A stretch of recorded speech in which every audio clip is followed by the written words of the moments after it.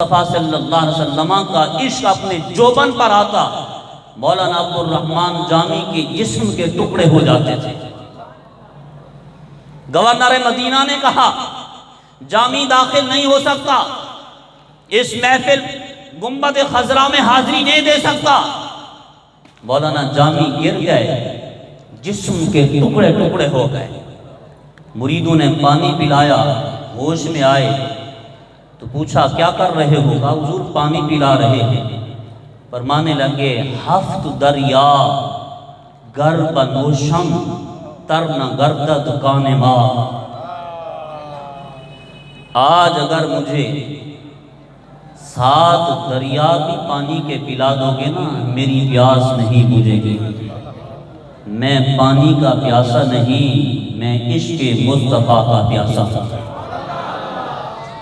آنے والے قاصد نے کہا حضور آپ سے ناراض نہیں، حضور آپ سے خوش ہیں۔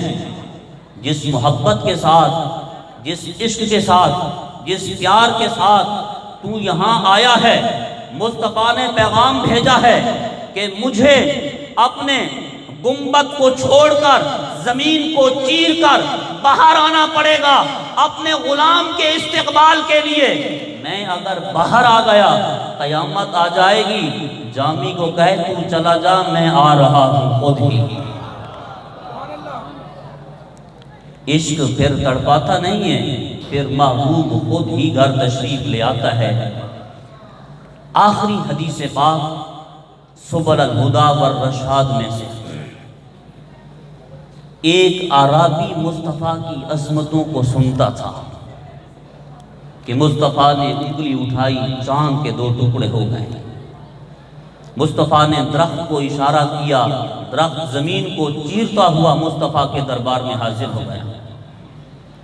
ایک دن دل مچلا کہ ذرا جاؤں اس محبوب کا دیدار کر کے آؤں۔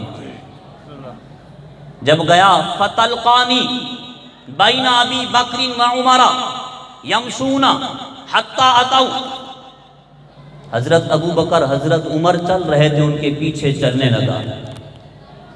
چلتے چلتے یہ دونوں صحابی ایک یہودی کے گھر پہنچے۔ جب وہاں پہنچے وہ تورات پڑھ رہا تھا اور ادھر میرے مصطفیٰ صلی اللہ علیہ وسلم اس یہودی کے گھر تشریف لے گئے۔ مصطفیٰ کریم صلی اللہ علیہ وسلم نے پوچھا یہودی انشدک باللہ، میں تجھے اللہ کی قسم دے کر پوچھتا ہوں، بتا تیری تورات میں میرے میلاد کا ذکر ہے؟ بول دے سبحان اللہ، بول تیری تورات میں میرے میلاد کا ذکر ہے؟ اس نے ہاتھ رکھ دیا میلاد والی جگہ پہ، کہا نہیں، ہماری تورات میں آپ کے میلاد کا ذکر نہیں۔ وہ جو دیوانہ چلا تھا نا، مستانہ، وہ کہتا ہے خدا کی قسم آقا میں نے پڑھ لیا ہے، جہاں اس نے ہاتھ رکھا ہوا ہے اس کے ہاتھ کے نیچے جو لائن لکھی ہوئی ہے آپ کے میلاد کے بارے میں لکھی ہوئی ہے۔ وہ دیوانہ وہیں پہ گرا، بیمار ہو گیا، لاغر ہو گیا، نحیف ہو گیا۔ مسلمان تو نہ تھا لیکن مصطفیٰ سے عشق کرنے والا تھا۔ اس کے والد نے بڑا علاج کرایا، بڑے طبیبوں کو بلایا تو باپ کو کہنے لگا، ایک دن کسی اردو کے شاعر نے خوبصورت ترجمہ کیا ہے، مینوں عشق نبی دا روگ لگا، نہ پلا تو طبیبا کوئی اور دوا، ذرا خاک مدینے کی گھول پلا، تاں ملسی شفا مریضاں۔ میرے والد مجھے کوئی بیماری نہیں، میں دل مدینے والے کو دے بیٹھا ہوں۔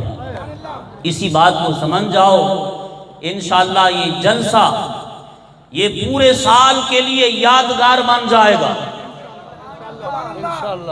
عقیدے کا پکا تھا، اردو میں پڑھنا ہے، کتاب کا نام ہے زلف و زنجیر، اس میں پڑھ لینا، عربی میں پڑھنا ہے، سبل الہدا والرشاد سیرت کی مضبوط کتاب ہے، اس میں پڑھیں۔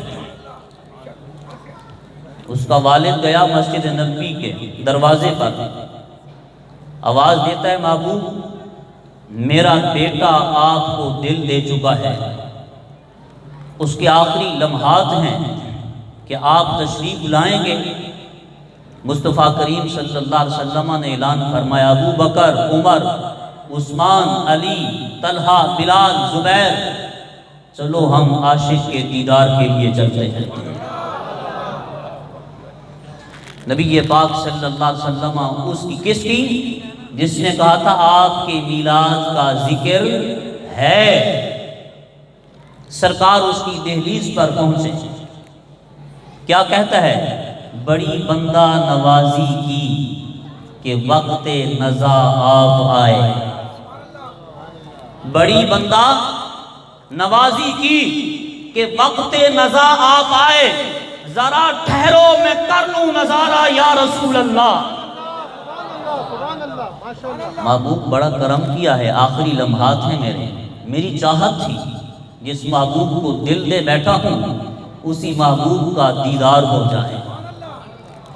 مصطفیٰ کریم صلی اللہ علیہ وسلم نے فرمایا کلمہ پڑھ۔ اس نے کہا محبوب پلے کچھ نہیں۔ فرمایا جس کا کلمہ پڑھ رہا ہے نا رب نے جنت اسی کے حوالے کر دی ہے۔ سیالکوٹ کی سرزمین تھی، ڈاکٹر اقبال بیٹھے تھے، محفل نعت ہو رہی تھی، امام اہل سنت کا کلام پڑھا گیا، خدا کی رضا چاہتے ہیں دو عالم، خدا چاہتا ہے رضائے محمد۔ ڈاکٹر اقبال تڑپ اٹھا، وجد میں آ گیا، کہنے لگا خدا کی قسم دو شعر بطور نذرانہ میرے بھی شامل کر لیے جائیں۔ اب وہ کیا کہتا ہے؟ تعجب کی جا ہے کہ فردوس اعلیٰ، فردوس اعلیٰ، تعجب کی جا ہے کہ فردوس اعلیٰ بنائے خدا اور بسائے محمد۔ میرے مصطفیٰ فرما رہے ہیں کلمہ پڑھ لے جنت میری ہے۔ تعجب کی جا ہے کہ فردوس اعلیٰ بنائے خدا اور بسائے محمد، تماشا تو دیکھو کہ دوزخ کی آتش لگائے خدا اور بجھائے محمد۔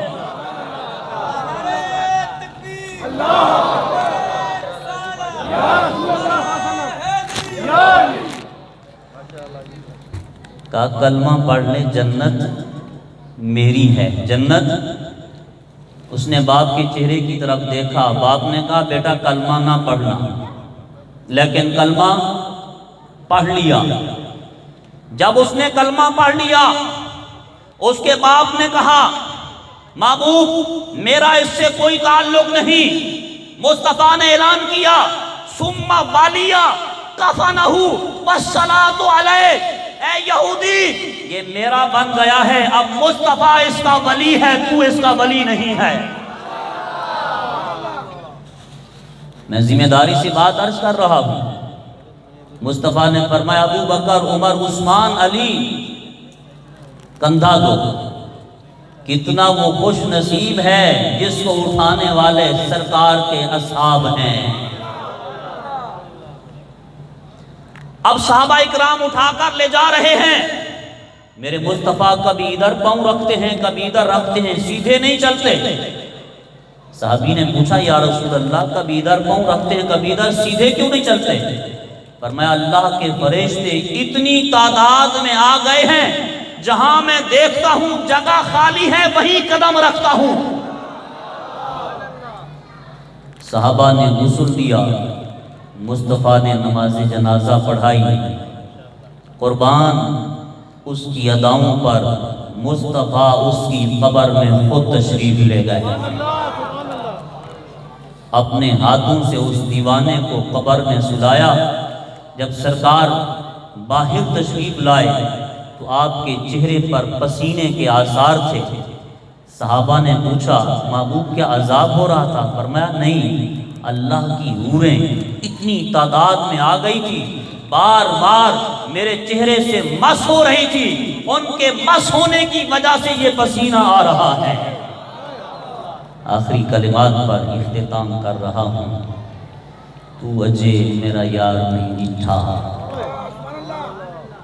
ایک ایک شعر پر ایک ایک حدیث تھی، لیکن وقت نہیں ہے کیونکہ پیر صاحب تشریف لا چکے ہیں، تو جو پیر صاحب کا حکم ہے وہی سر خم ہے ہمارا۔ تو اجے میرا یار نہیں ڈٹھا، جنوں ویکھ کے چند شرماوے، ادھی راتی دن چڑھ جاوے، جے او رخ تو نقاب اٹھاوے، جے او نکلے سیر کرن نوں، سارا گلشن سیس نواوے، اتے دھرتی لف لف جاوے، نین نشیلے مست رسیلے، وچ سوہنا کجل سہاوے، اکھ اگڑے تے انج پیا جاوے، جیویں میخانہ کھل جاوے، توبہ توبہ حسن سجن دا، چال نہ چلی جاوے، بجلی لڑتی لشک نہ مارے،